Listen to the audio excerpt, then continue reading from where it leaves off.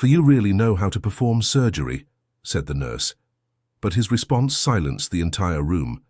The operating room at Mercy General Hospital in Boston was experiencing a moment of extreme tension. Dr. Michael Thompson held the scalpel with visibly trembling hands, while the new nurse, Samantha Johnson, watched him with growing suspicion. The question cut through the air like a sharp blade. Samantha couldn't contain herself upon seeing the state of the doctor, who was supposed to operate on a child of just 8 years old with a rare heart condition. His hands were shaking, his eyes seemed lost, and she simply couldn't stay silent.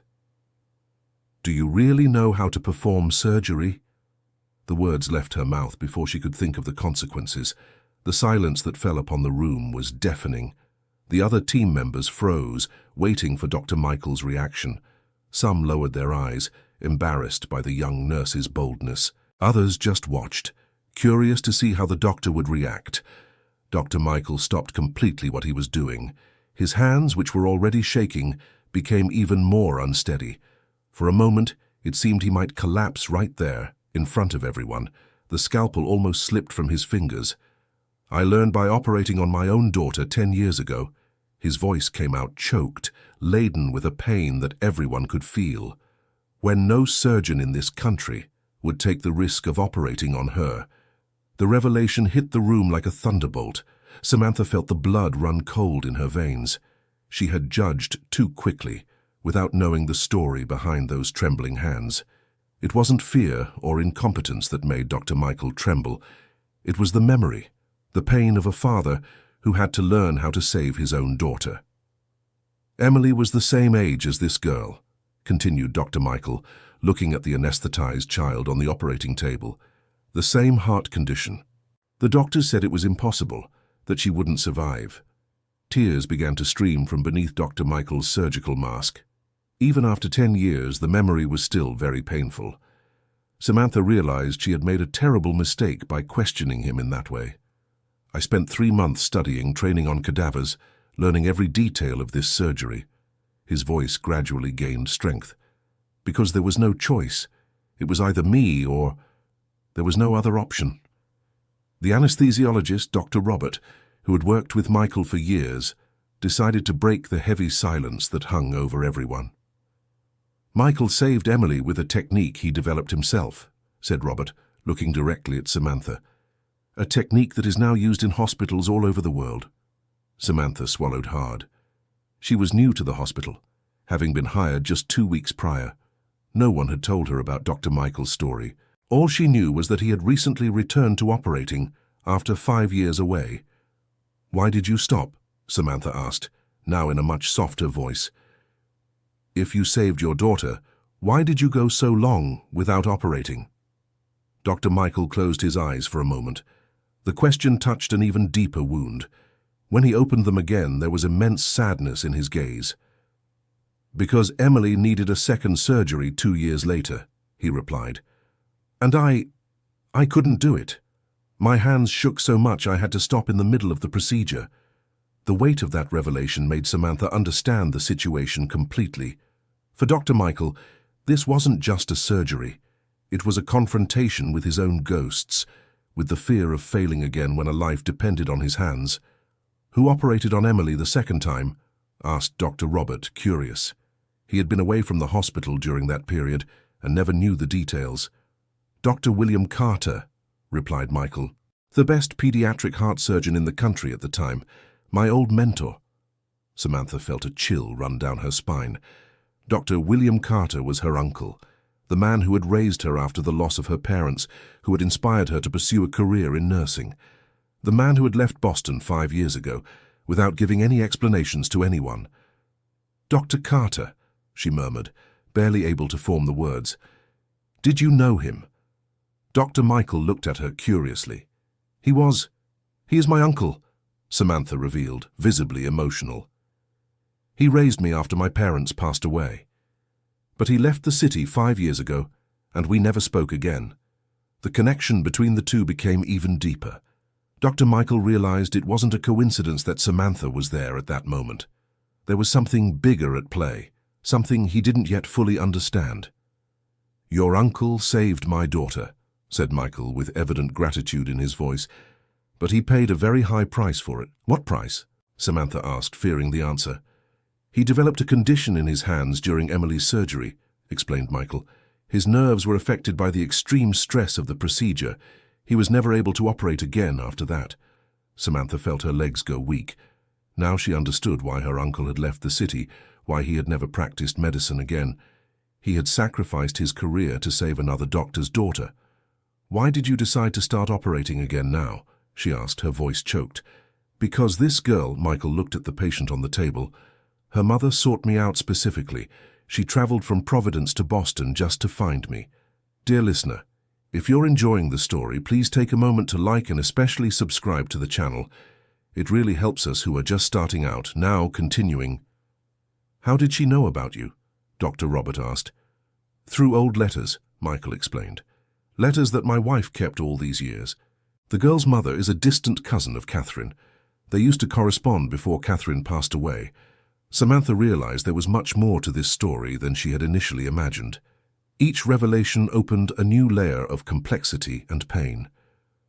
"Your wife, where is she now?" Samantha asked hesitantly. Michael's silence was more revealing than any answer.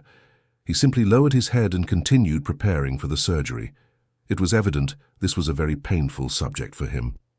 "Catherine passed away 3 years ago," he finally managed to say.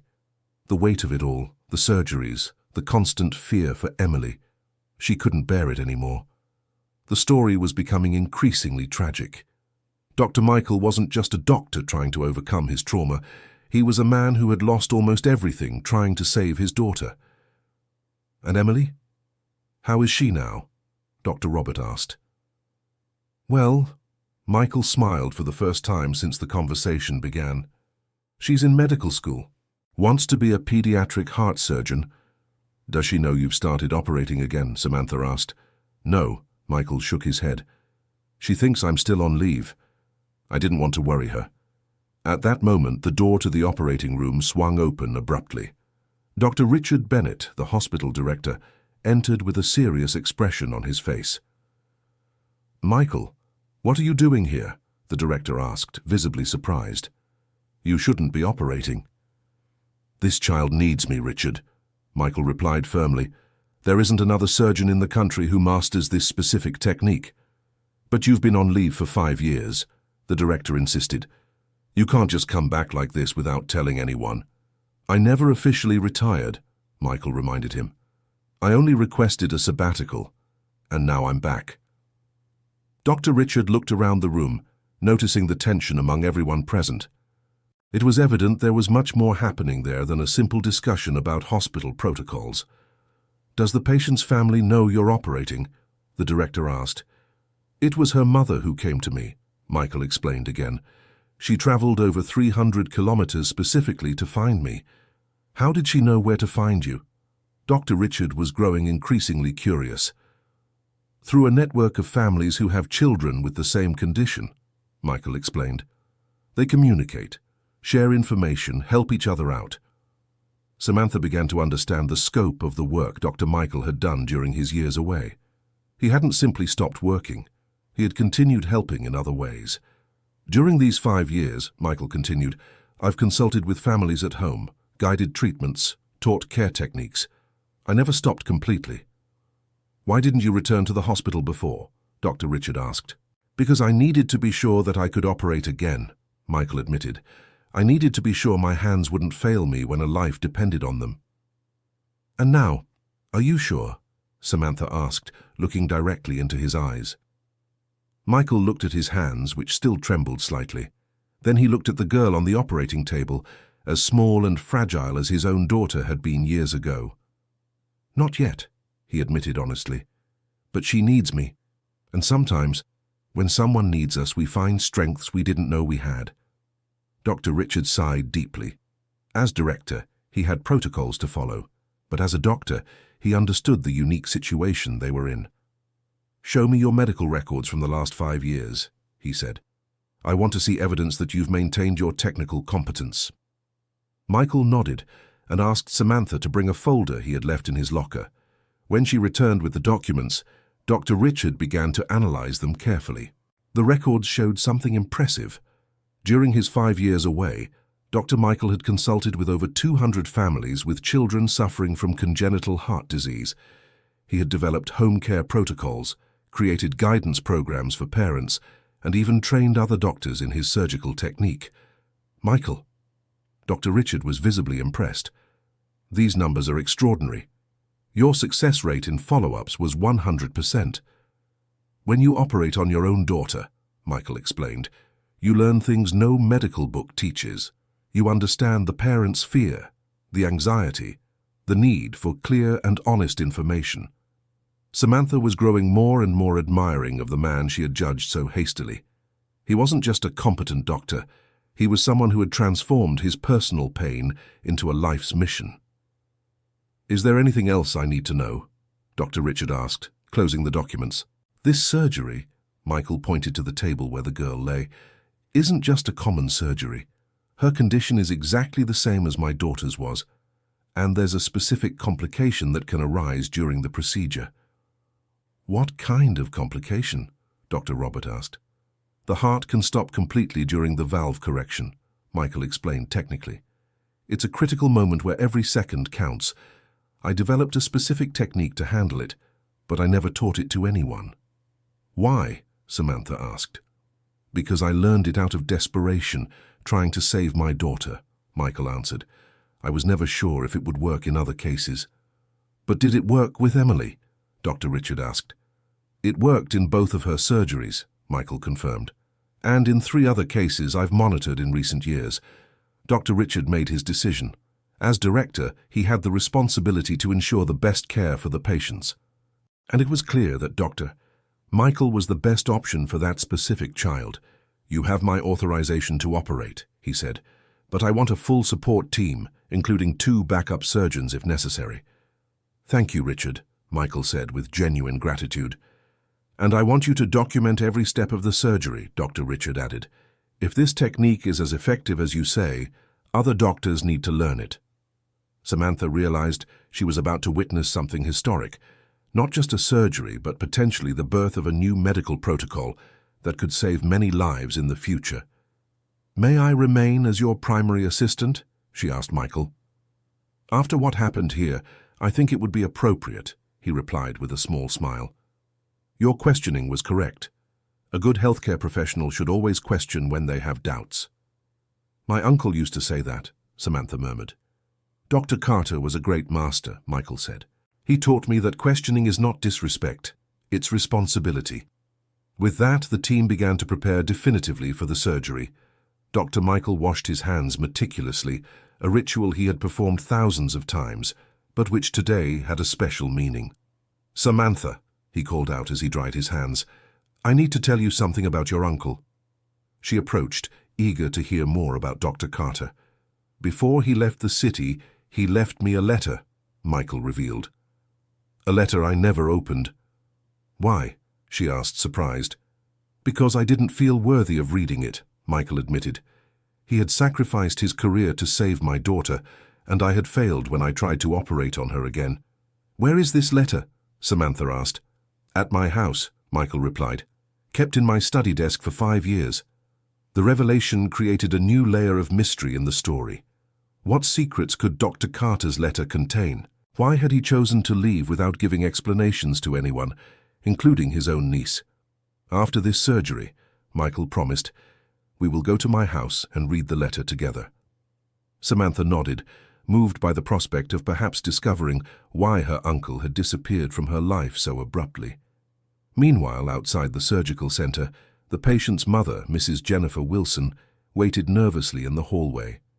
She had traveled from Providence with her young daughter, Sophie, after months of searching for Dr. Michael. Jennifer wasn't really Catherine's cousin, Michael's ex-wife. That had been a necessary lie to get to him. The truth was much more complex and painful. The door to the surgical center opened, and Dr. Richard came out to speak with her. Mrs. Jennifer, he said, Dr. Michael is ready to operate on Sophie, but I need to confirm something with you. What is it? She asked anxiously.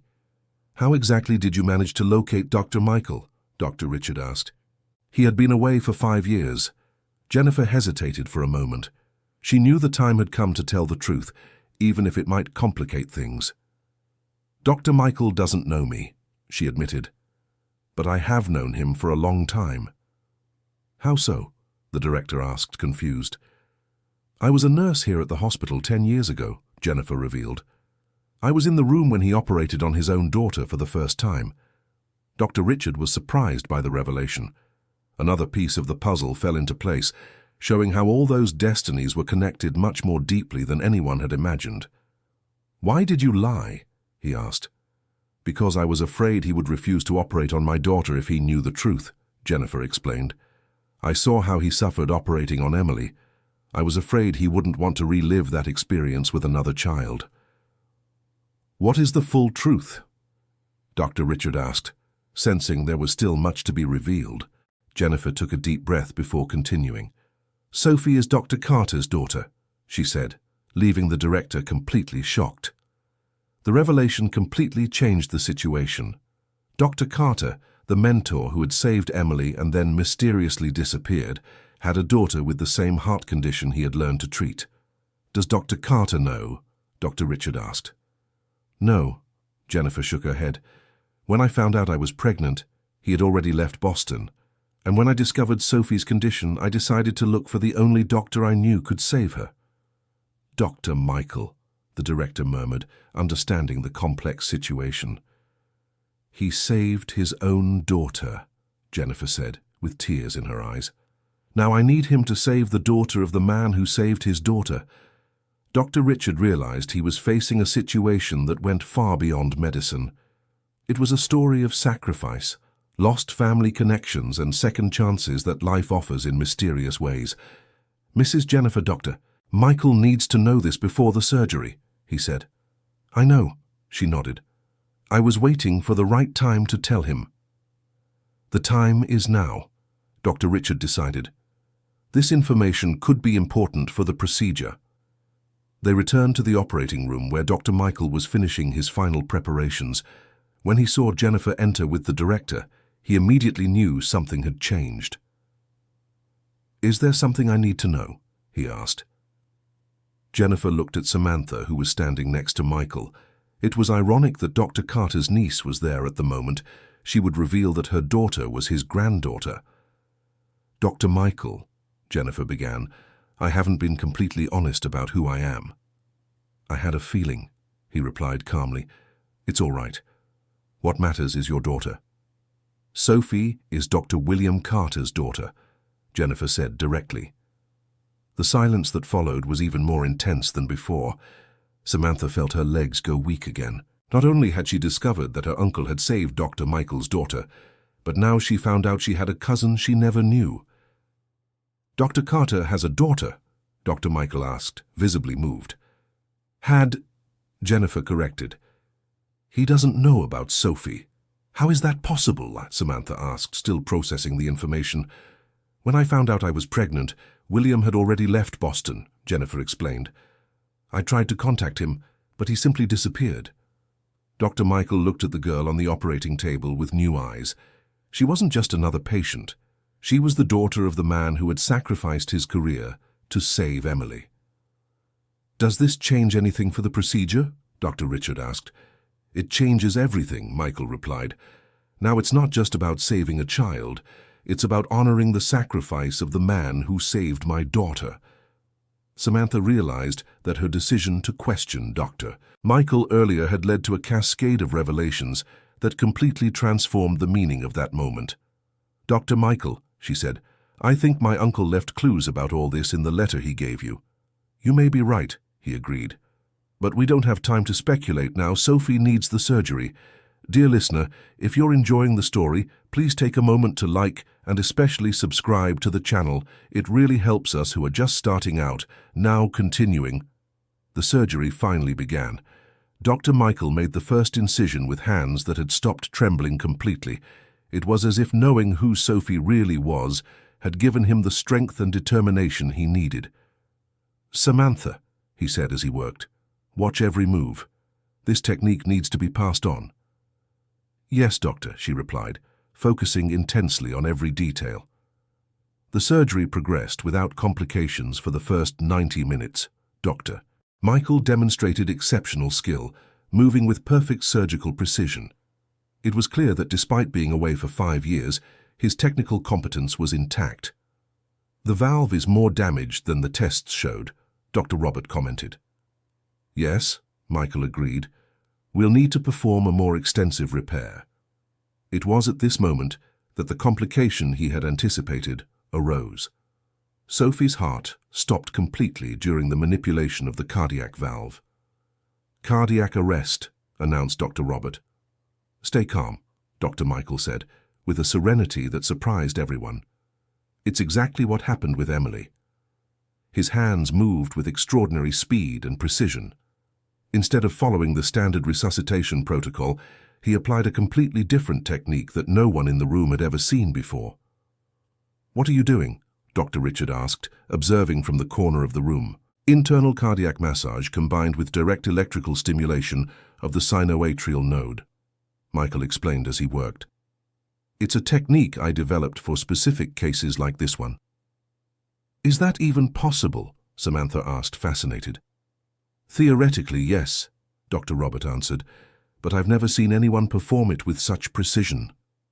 Dr. Michael continued applying his technique for exactly 3 minutes. To everyone in the room, it felt like hours. The silence was broken only by the beeps of the monitors and the precise instructions he gave. "We have a rhythm," announced Dr. Robert, with evident relief in his voice.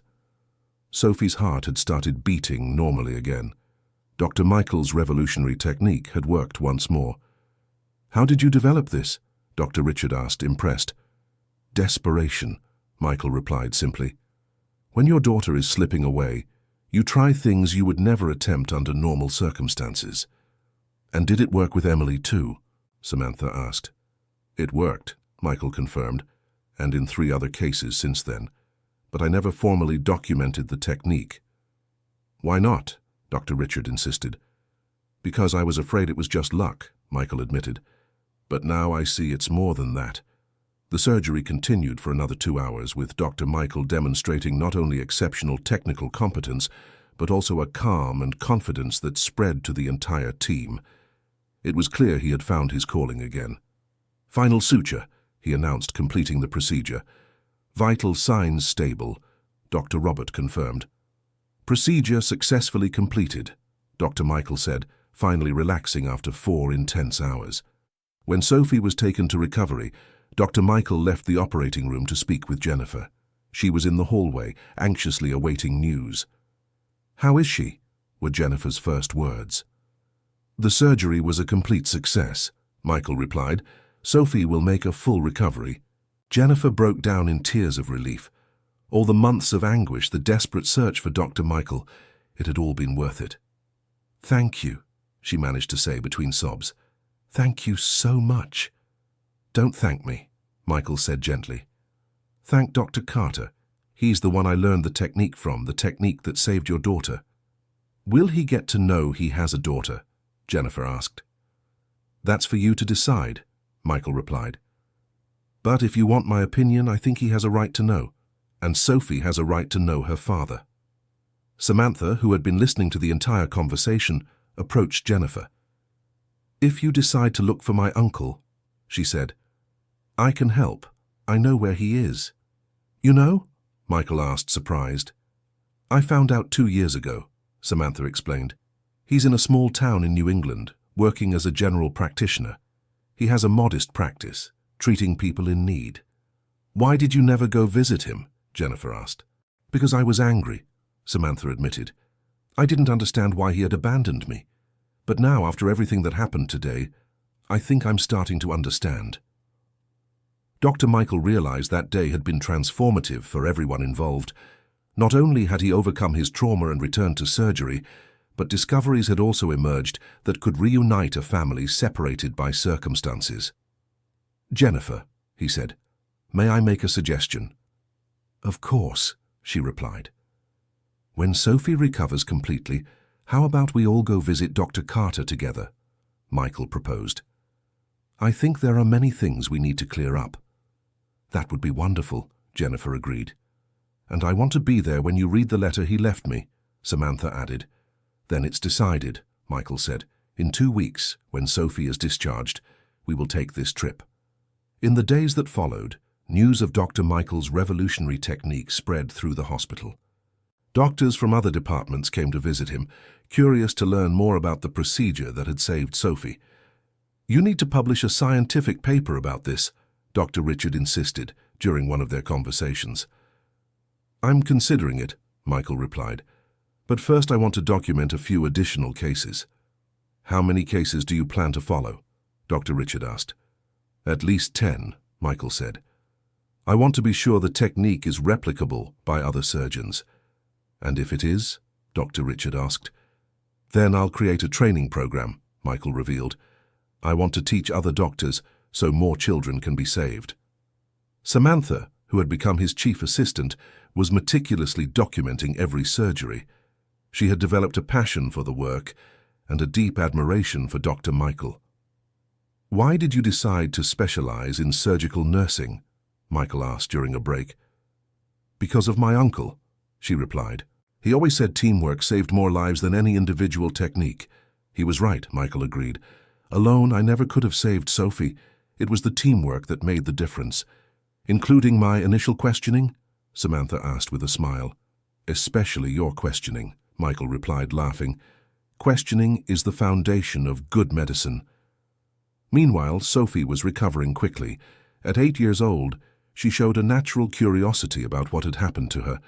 Jennifer decided to be honest about everything, adapting the explanation for the girl's age. "Mommy," Sophie asked one day, "did the doctor who operated on me know my daddy?" "Yes, sweetheart," Jennifer replied. "Your father helped the doctor when his daughter needed surgery similar to yours." "Can I meet my daddy?" Sophie asked innocently. "Maybe soon," Jennifer replied, emotional. "Mommy is arranging it." Dr. Michael visited Sophie every day. There was something special about her recovery that moved him deeply. It was like seeing Emily recover all over again. "Uncle Michael," Sophie called him, "when I grow up, can I be a doctor like you?" "Of course you can," he replied. "But you have to study very hard." "I will study," she promised. "I want to save children like you saved me." The purity of those words touched Dr. Michael's heart. He realized his return to medicine had created a cycle of inspiration that could last for generations. On the 10th day after surgery, Sophie was medically discharged. Her recovery had been exceptional, surpassing all expectations. Dr. Michael was confident she would lead a completely normal life. "The time has come," he said to Samantha and Jennifer. "Let's read Dr. Carter's letter." They headed to Dr. Michael, a modest home in a quiet neighborhood of Boston. The house was exactly as he had left it 5 years before, carefully preserved by a neighbor who looked after the place. "The letter is on my study desk," he said, leading them to a small office at the back of the house. On the desk, among medical books and various papers, was a sealed envelope with the unmistakable handwriting of Dr. Carter. Michael's hands trembled slightly as he picked it up. "Would you like me to read it aloud?" he asked. "Please," Samantha and Jennifer replied in unison. Michael carefully opened the envelope and took out 2 handwritten sheets of paper. Dr. Carter's writing was clear and elegant, even at 70 years old. "My dear Michael," he began to read, "if you are reading this letter, it means you have found the strength to return to surgery. I always knew this day would come." The 3 people in the room were visibly moved. Dr. Carter's words carried a deep wisdom and understanding of the situation. "I want you to know that I do not regret for a single second having operated on Emily. I sacrificed my hands to save your daughter, and I would do it thousands of times again." Samantha began to cry upon hearing those words. She finally understood why her uncle had left without explanation. It wasn't abandonment. It was sacrifice. "I left Boston because I didn't want you to feel guilty for what happened to me. The condition of my hands was a consequence of the extreme tension during the surgery. It was not your fault." Michael had to stop for a moment. Tears blurred his vision and his voice was choked. "There is something else I need to tell you, something I discovered after Emily's surgery. Jennifer, the nurse who assisted me that day, was pregnant. And the child she was carrying is mine, Jennifer gasped. Dr. Carter had known about Sophie from the beginning. I found out about the pregnancy just a few days before I left Boston. Jennifer didn't yet know that I knew. I left because I feared my hand condition would prevent me from being a good father, in addition to being a useless doctor. Now I realize I made a terrible mistake. I abandoned Jennifer and my daughter out of pride and fear. If you are reading this letter, it probably means my daughter also needs medical help. The accuracy of Dr. Carter's predictions was astonishing. It was as if he had anticipated exactly how events would unfold. Michael, if my daughter needs the surgery you developed, please take care of her as I took care of Emily. And afterwards, please bring her to meet me. It is time for me to face my mistakes and take responsibility. The technique you created while operating on Emily is brilliant. I have studied it extensively and know it can revolutionize pediatric cardiac surgery. Do not keep it hidden out of modesty or fear. The world needs to know it.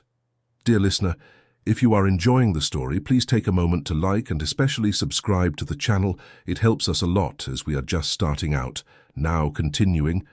Lastly, I want you to know that Samantha, my niece whom I raised as a daughter, works at Mercy General Hospital. It is no coincidence she is there. I guided her to pursue a nursing career and to seek work at that specific hospital. I knew that one day you would need to find each other. Samantha was shocked by the revelation. Her career choice and even her workplace had been subtly influenced by her uncle. Everything had been planned, so she would be in the right place at the right time. Samantha is an exceptional nurse and will be a perfect assistant for you. Trust her completely, and please explain to her why I had to leave. She deserves to know the truth. I hope this letter reaches you at the right time. I'll be waiting for you all to visit me in Burlington, where I've set up a small practice.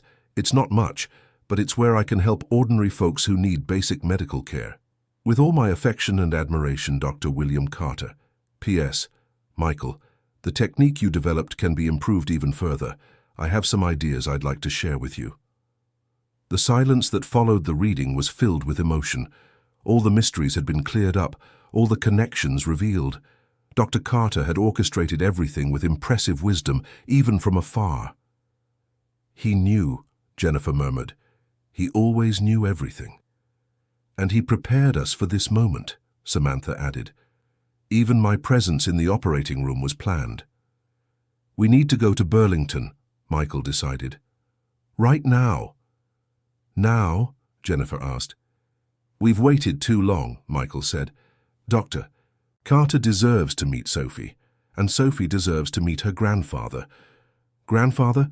Jennifer asked, confused. If Dr. Carter is Sophie's father, then he's her grandfather too, Michael explained with a smile. At least, symbolically. Actually, Samantha said, he's literally her grandfather. Sophie is his daughter, and he was always a father figure to me. So we're like sisters. The revelation created a new family dynamic that none of them had anticipated.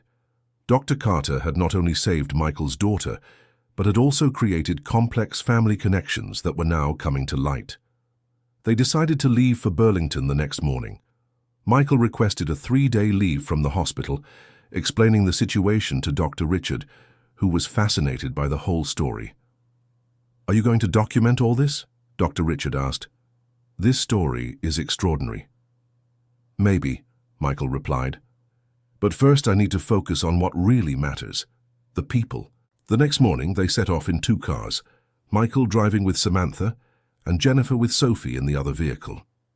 The trip to Burlington would take about 2 hours, but to everyone it felt like an eternity. Are you nervous? Samantha asked Michael during the trip. Very, he admitted. Dr. Carter was my mentor, my savior. I don't know how I'll react to seeing him again. What about his hands? Samantha asked delicately. According to the letter, his condition is permanent, Michael replied sadly. He'll never be able to operate again. But he can teach, Samantha observed. His wisdom wasn't lost. You're right, Michael agreed. Maybe it's time for him to start sharing his knowledge in other ways. Meanwhile, in the other car, Sophie was excited about the prospect of meeting her father. Jennifer had explained the situation as simply as possible, and the girl had accepted everything with the naturalness of children. "Mommy," Sophie asked, "will Daddy like me?" "I'm sure he'll love you from the very first moment," Jennifer replied. "You're a very special girl." "Does he know how to do surgery like Uncle Michael?" she asked. "He taught Uncle Michael how to do surgery," Jennifer explained. "Your father is a very important doctor. So can I be a doctor like both of them?" Sophie asked excitedly. "You can be anything you want," Jennifer replied, moved by her daughter's determination.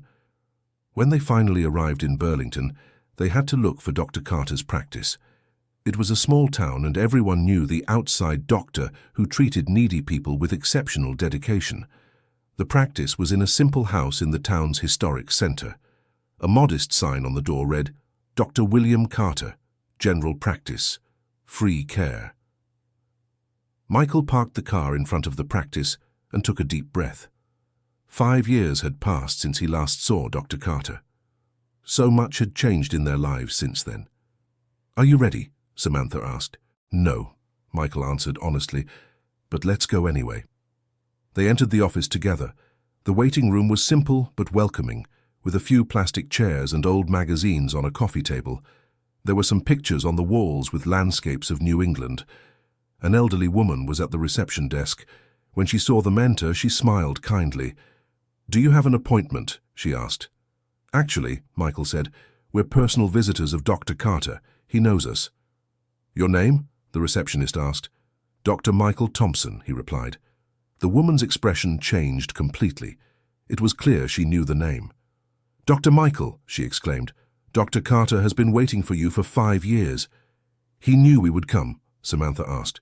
"He always said that one day you would come," the receptionist explained, "and that when you came, you would bring very important people with you." The office door opened, and Dr. Carter appeared. At 75, he still maintained the elegant posture Michael remembered, but his hands trembled visibly due to the neurological condition he developed after Emily's surgery. "Michael," he said, his voice emotional.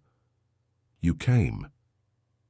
"William," Michael replied, unable to control his tears. "I should have come sooner." The two men embraced for a long time.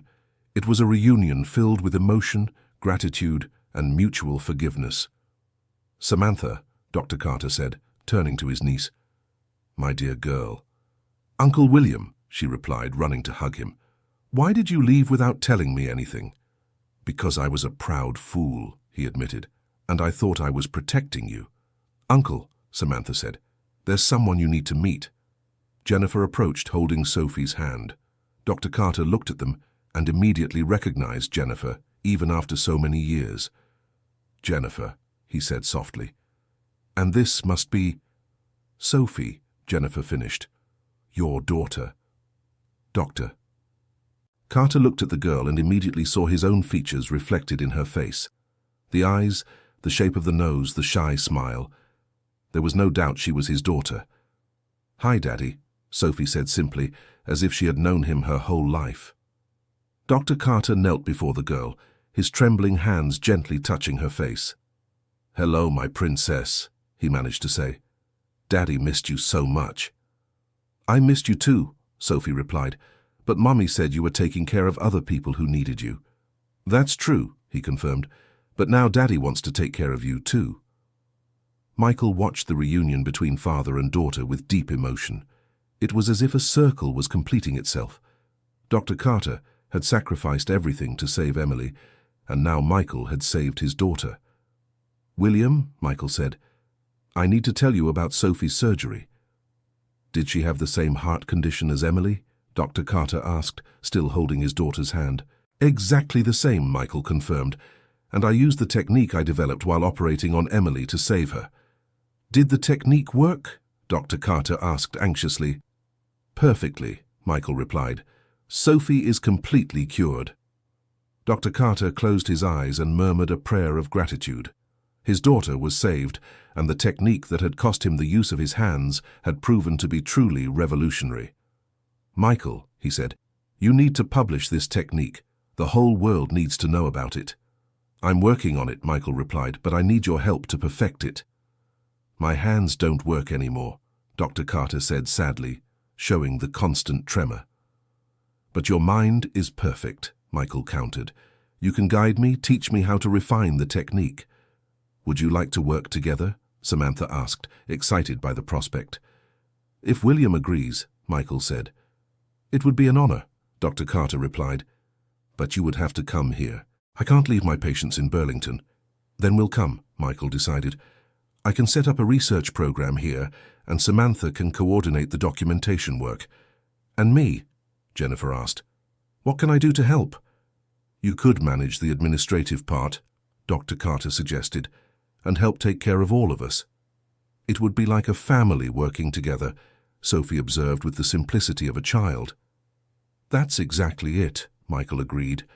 "A family brought together by fate and united by medicine." In the following days, they organized the entire move. Michael requested a transfer to a regional hospital near Burlington, where he could operate on complex cases when needed. Samantha decided to go with him, seeing in the opportunity the chance to work on developing something truly revolutionary. Jennifer and Sophie moved into a house near Dr. Carter's office. For the first time in 8 years, Sophie would have a father present in her daily life. "Daddy," she asked one day, "can you teach me about medicine?" "I can teach you about life," Dr. Carter replied. "Medicine is just one part of it." "But I want to be a doctor like you and Uncle Michael," she insisted. "Then you will have the best teachers in the world," he promised. "But first you need to grow up and study hard." "I will study harder than any child in the world," Sophie promised with determination. Meanwhile, Michael and Dr. Carter worked together on refining the surgical technique. Even with trembling hands, Dr. Carter could guide and suggest improvements that Michael implemented. "Look," Dr. Carter explained, using an anatomical model, "if you slightly modify the angle of entry, you can further reduce the risk of arrhythmia." "You're right," Michael agreed, taking detailed notes. "I'll test that in the next case." "And what if we add a stabilization period before the cardiac massage?" Dr. Carter suggested. "Interesting," Michael reflected. "It might give the heart time to adapt to the intervention." Samantha meticulously documented all the conversations and suggestions. She was becoming an expert in the technique, even without being able to apply it directly. "One day," Dr. Carter said to her, "you will teach other nurses how to assist in this type of surgery. Your role will be crucial." "I hope I'm up to it," she replied. "You already are," he assured her. "I've seen how you worked with Michael. You have a natural intuition and genuine dedication." After 3 months of working together, they had refined the technique to the point of being ready for publication. Michael had applied the improvements suggested by Dr. Carter in 5 additional surgeries, all with complete success. "The time has come," Dr. Carter announced. "Let's present our work to the world." "Our work?" Michael asked.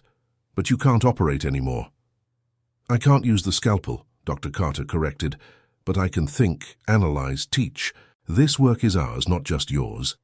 They decided to present the technique at a national pediatric cardiac surgery conference that would take place in Chicago. Michael would do the practical presentation, while Dr. Carter would explain the theoretical foundations. "And what if they don't believe us?" Samantha asked nervously. "We have the results," Michael reminded her. "The numbers speak for themselves." "And we have something more important," Dr. Carter added. "We have living children who wouldn't be here without this technique." "Like Sophie," Jennifer said, hugging her daughter. "Like me," Sophie corrected. "I can tell my story to the other doctors." The idea of including Sophie in the presentation was thrilling. An 8-year-old child explaining how the technique had saved her life would be far more impactful than any statistic. On the day of the presentation, the auditorium was packed. Doctors from across the country had come to learn about the revolutionary technique that promised to transform pediatric heart surgery.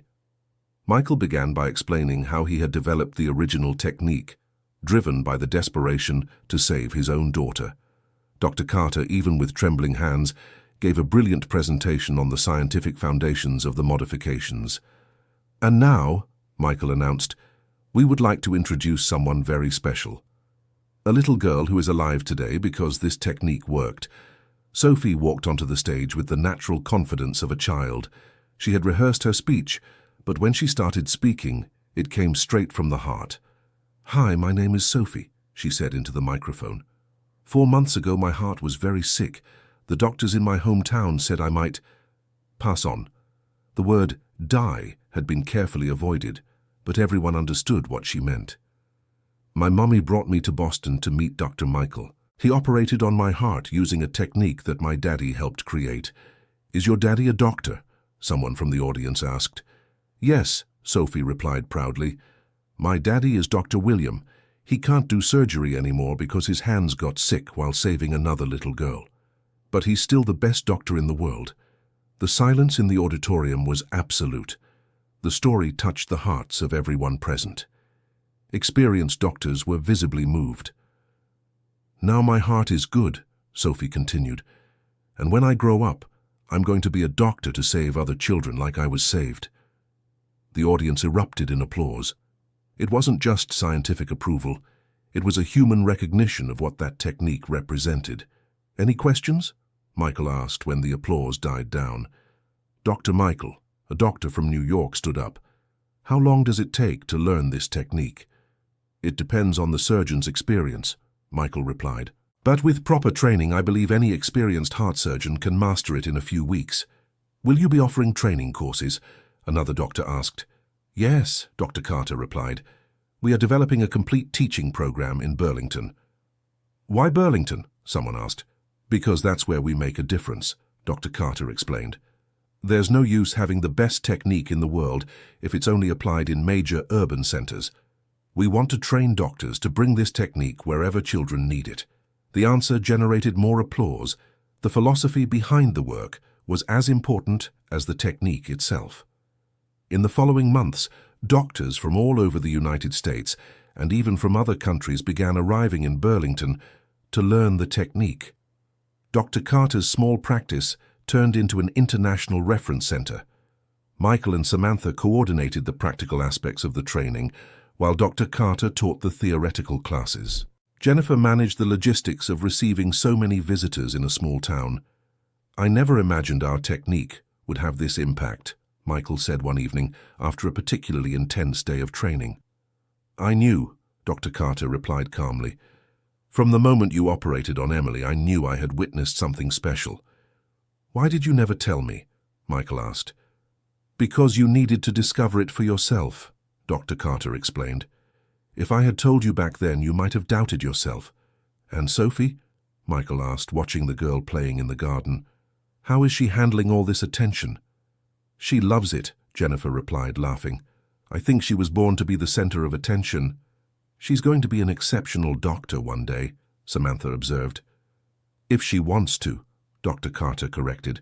"We don't want to pressure anyone to follow in our footsteps." "But she talks about medicine all day long," Jennifer observed. "Today she talks about medicine," Dr. Carter said wisely. "Tomorrow it could be something else. The important thing is that she's happy." A year after the conference presentation, more than 200 children worldwide had been saved using the technique developed by Michael and refined by Dr. Carter. The impact was measurable not just in numbers, but in the families that remained united. "Uncle Michael," Sophie said one day, "can I ask you a question?" "Of course, dear," he replied. "Does Emily know that you saved me?" she asked. Michael smiled. Emily, now 19 years old, was finishing her second year of medical school and interning at the hospital where Michael had returned to work. "She knows," he confirmed. "In fact, she wants to meet you." "Really?" Sophie was excited. "When?" "How about now?" a familiar voice said from the doorway. Emily had arrived unexpectedly, bringing flowers for Sophie. It was the first time the two had met, but the bond between them was immediate. "You're the girl my father saved using the technique he developed to save me," Emily said, smiling. "And you're the girl who inspired my daddy to help your father," Sophie replied. "We're medical sisters," Emily joked, "united by heart surgery." "I'm not a doctor yet," Sophie reminded her.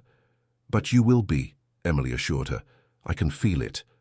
Dr. Michael watched the interaction between the two girls with deep emotion. Seeing Emily healthy and determined to pursue a medical career, and Sophie excited about the future, validated all the difficult decisions he had made over the years. "Dad," Emily said, approaching him, "thank you for going back to surgery." "Why?" he asked, curious. "Because now I understand you didn't stop out of fear," she explained. "You stopped out of love, and you went back for the same reason."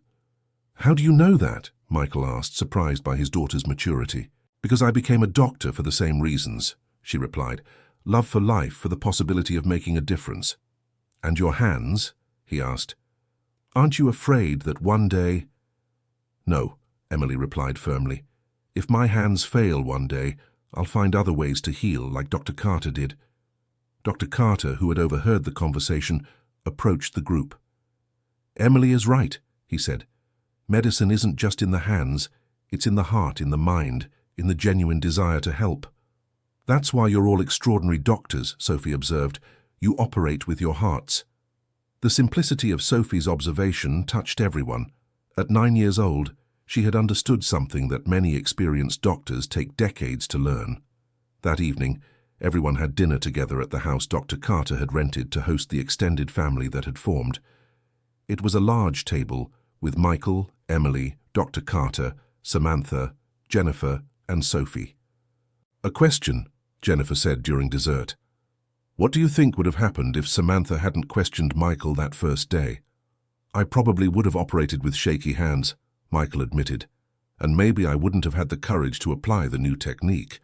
"So my questioning was important?" Samantha asked. "It was crucial," Dr. Carter replied. "Questioning with respect is a fundamental part of good medicine." "That's what you taught me when I was a child," Samantha remembered. "Always question, but always with the goal of improving." "And you taught it to the next generation," Michael said, looking at Emily and Sophie. "The cycle continues." "Speaking of cycles," Emily said, "I have some news to share." Everyone looked at her with curiosity.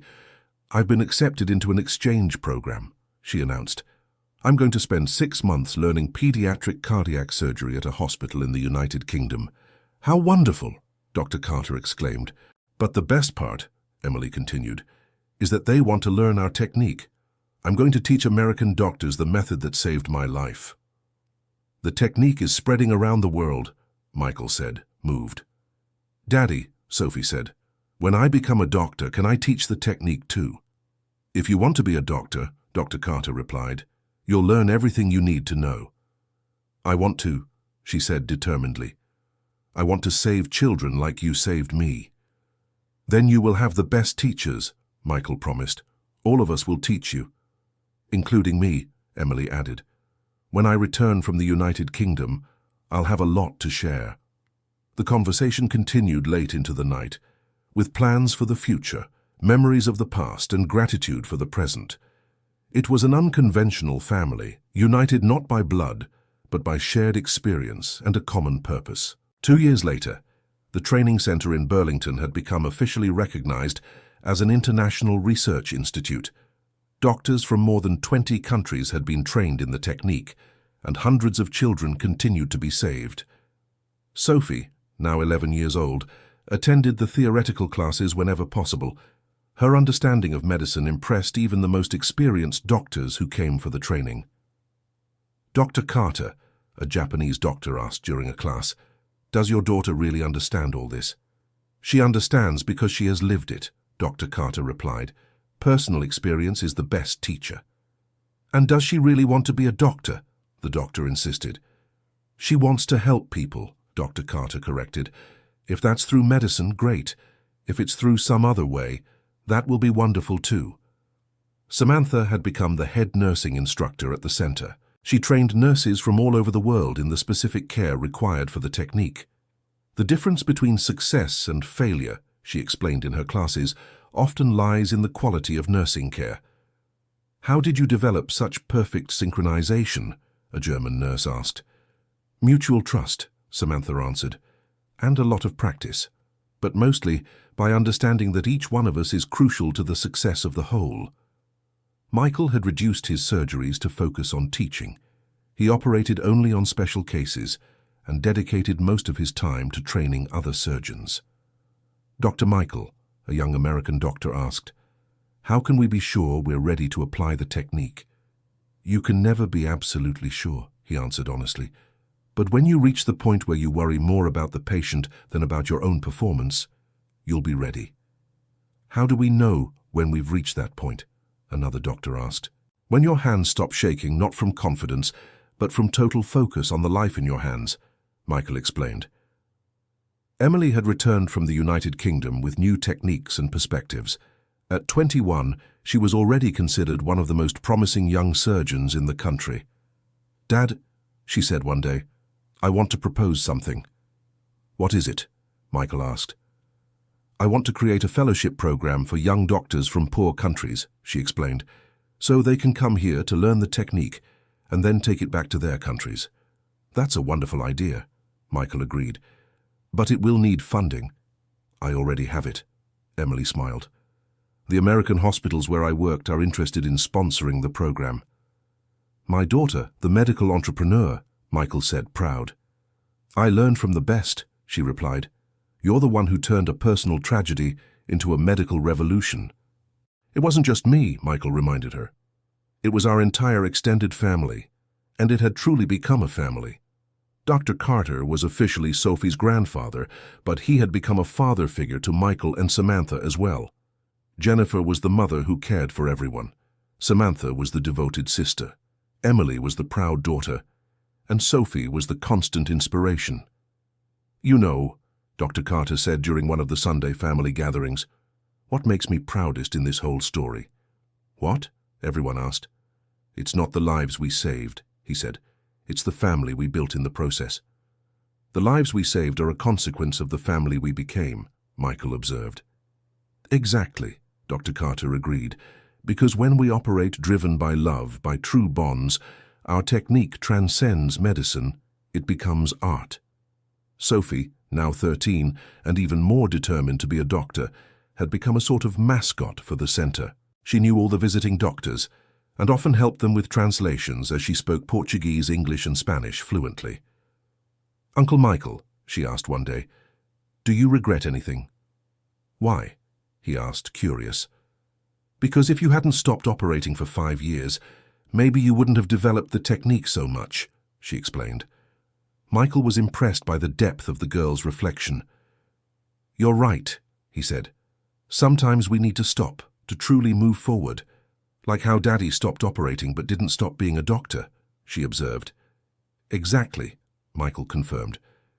"Your father taught me that being a doctor goes far beyond holding a scalpel. And you taught me that holding a scalpel is about holding lives," Dr. Carter added, joining the conversation. "That's why you are the best," Sophie said. "You understand that medicine is about people, not about techniques." End of story. This story shows us how respectful questioning can open doors to extraordinary revelations and how true family bonds transcend blood. What did you think of Dr. Michael's journey and his chosen family? Have you ever been in situations where questioning completely changed your perspective? Share your opinion in the comments. We would love to hear your experience. Don't forget to leave your like and subscribe to the channel for more heartwarming stories like this one.